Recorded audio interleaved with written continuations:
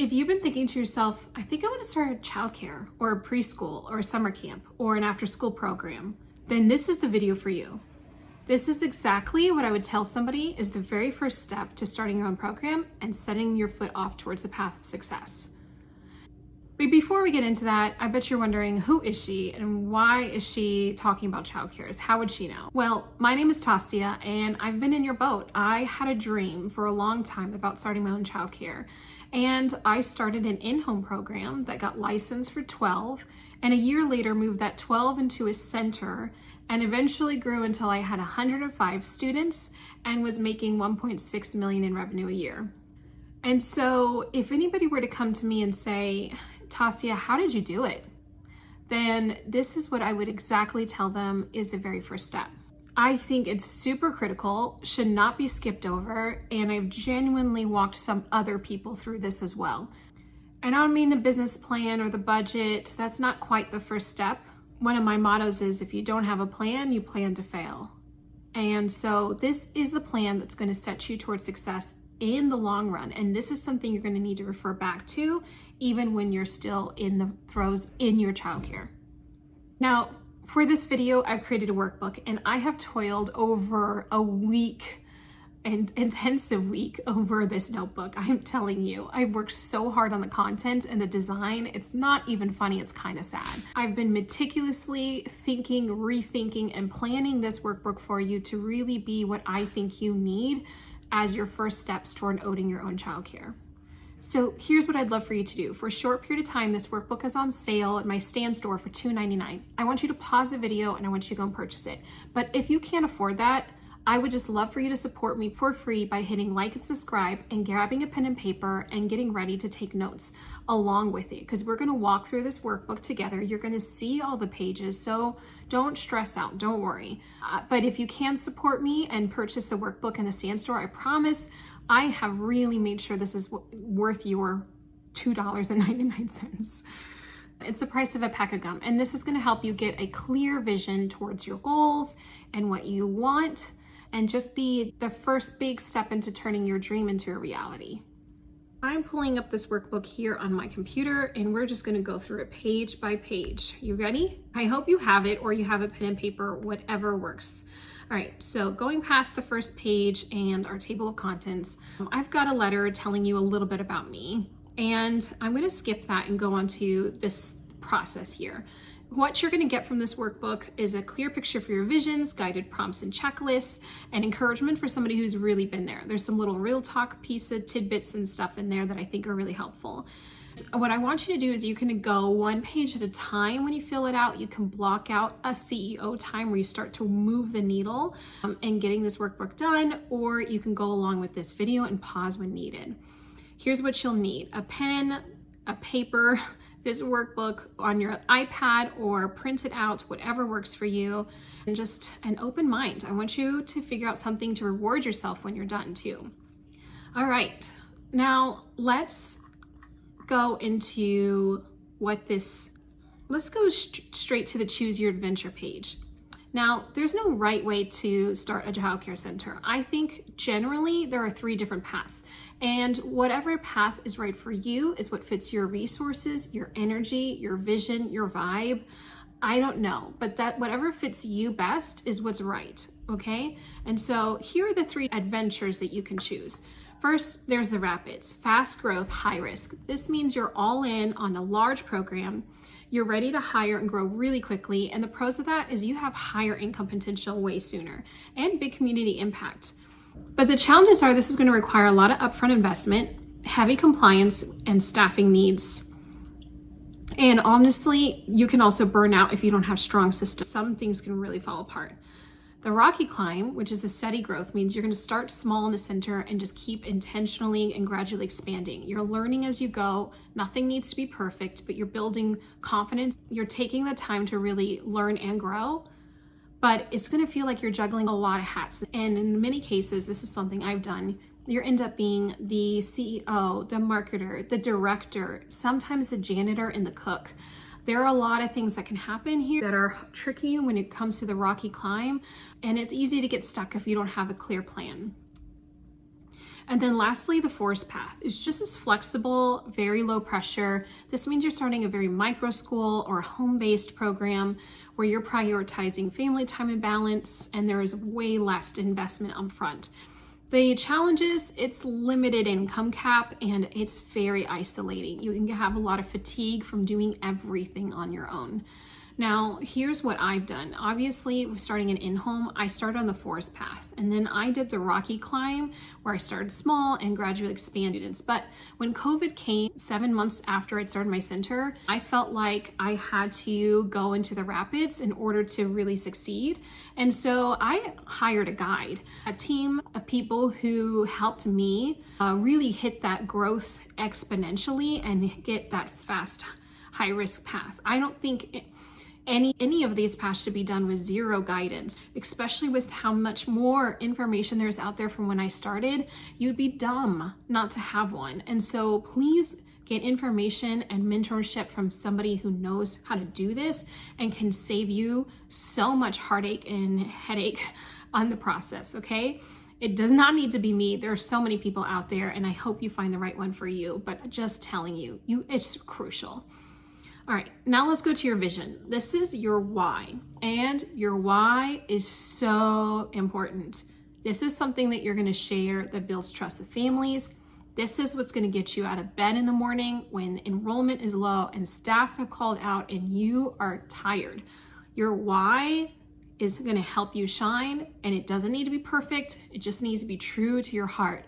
Why do you wanna start this business? What does your dream childcare really truly look and feel like?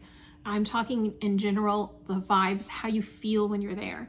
And what's one thing you're afraid of, one reason you're doing it anyway? Now, take a moment to pause. You can think about this or move on to the next page, which is the dream.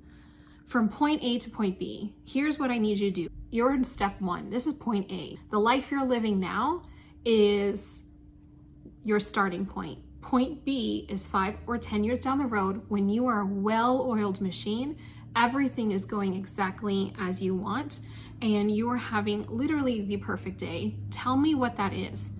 What does it look like when you wake up? What do you do for your morning routine? When do you go to work? What kind of work are you doing in the business? Who's leading your team?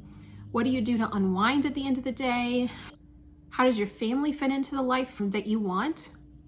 This vision is your compass because one, we're going to reverse engineer the steps to get here, your point B, but also there's going to be a lot of times on your path where things are going to push you off course and you're going to have obstacles that you're going to need to swerve around.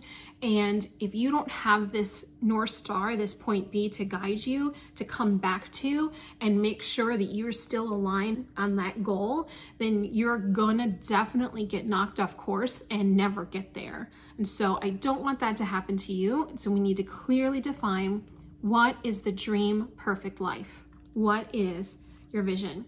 I put this little quote at the end of the page saying, design the life you want to live. This is the exact quote I saw in an Erin Condren planner when I started my process, and it really made me think, I need to design what will make me happy. At that time, my point A, my son was in a childcare that didn't accommodate his special needs. I was in a relationship that was abusive with an alcoholic, and I was miserable and I knew I needed major change. So I quit my job. My sons started thriving as soon as I started the in-home, and I really started to gain an independence that I hadn't had probably ever in my life. And so I just really took the big step, and it was really scary, but you can do it. Anyone can, and I'm nobody special. In fact, I have so many flaws, and so if I can do it, you can too. All right, business name brainstorm. Well, let's make this a little real here. I want you to think of your business name. One of the first things about what makes a great name is it's gotta be easy to say and spell. I had a really long name and people would call me on the phone and I would say, send me an email. And then I would say my email and it was too long. And I would be like, how do you spell that? Is my make sure right? You don't want to deal with that, okay? You want something that even if it is a long name, maybe you can make it acronym or a nickname, maybe you can make it shorter. But also you want something that really describes you, your vibe, maybe what inspires you, names that you like. Maybe you like the Rocky Mountains, so there's a Rocky Mountain Preschool. I just want you to come up with a short list of favorites. And then our last step is we're going to Google it and we're going to check whether the domain and handles are available. It's okay if the .coms are gone. There's so much more on the internet now in regards to IOs and etc. that you can purchase. But we do want to make sure that people can find you, and that's so important. So really coming up with a good name is crucial, because they can't find you on Facebook and they can't find your website if they don't even know how to say or spell your name. So let's make that our priority here. What's your business name? And let me tell you, real talk on the bottom here that I put, my first name I created sucked. 2 months into actually having the business and already having utilities in the business name, that I decided to change it completely and found something that I thought was perfect and felt like home. I'm not going to tell you what it is now. I'm going to tell my story all about my program in another video coming up soon, because I don't want to influence or distract you on what you think is perfect for you. And so I'd love for you to write your business name here. Now let's talk about the next page, time blocking. We need to make space for your dream. Your daycare dream is not going to build itself, and you need to be intentional about blocking out time. Maybe this is 15 minutes a day, maybe this is 1 hour a week, maybe this is 1 day a month that you just work on your dream here. I want you to be super intentional, and you need to make sure you have boundaries in place and you've got it written down in your calendar, like blocked out for real. Whether it's a Google Calendar or paper calendar, whatever you're using, I need it to go in there now. Once you've decided what this time is, we need to put it there, and we need to make sure it comes consistently. Now, this is a really important step, and I know this can be really scary. The next page is licensing and market research. Licensing is pretty overwhelming, I'm not gonna lie, but it is so crucial before you even make any real steps, because there are going to be a list of rules regarding the space. There's going to be a list of rules regarding your program. There's going to be space requirements and ratio requirements and trainings that you need to know before you even go into a program. If you already know them, great. Then just skip onto the market research and look up the local competitors and the local population trends and etc. and really look for what are the gaps in care that people would look for, like whether it's bilingual or whether it's infant care, whether it's Montessori. But what I do want you to know is that you shouldn't ever look at a single building unless you've checked the licensing standards. I know somebody who went into a building, and unfortunately, once she'd done the licensing training, she realized needed thousands of dollars, because the requirements in her state was that she had to have a bathroom in every classroom and a sink to wash hands, and they had none of those. And we recently had a program here in my town that closed down because after getting relicensed, it didn't have a door in every classroom towards the exit, reducing their enrollment by more than half. So you need to make sure that you understand all the rules. This is super important. All right, the next page is your target audience. Who is it that you're really going to resonate with? We have to think about the perfect customer. What size family are they? What's their profession? How old are they generally? Where are they located? What's their marital status and average income? What's their education level and lifestyle? What are their hobbies and interests? Now, these are things that are going to help you set apart if you already know exactly who you're catering to. And now on the next page, let's get legit and get clear. We're going to start moving from dreaming to real planning. What do your services entail? What makes you unique? And what are your core values? Don't skip this page, especially the core values part.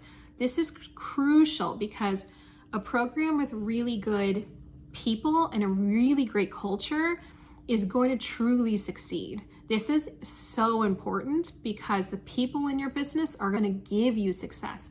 If you have horrible culture and the people in your business are people who don't even want to be there and they don't represent your core values, you're going to fall. It's going to tank. I don't want this to happen to you. So really think about this and what's going to set you apart.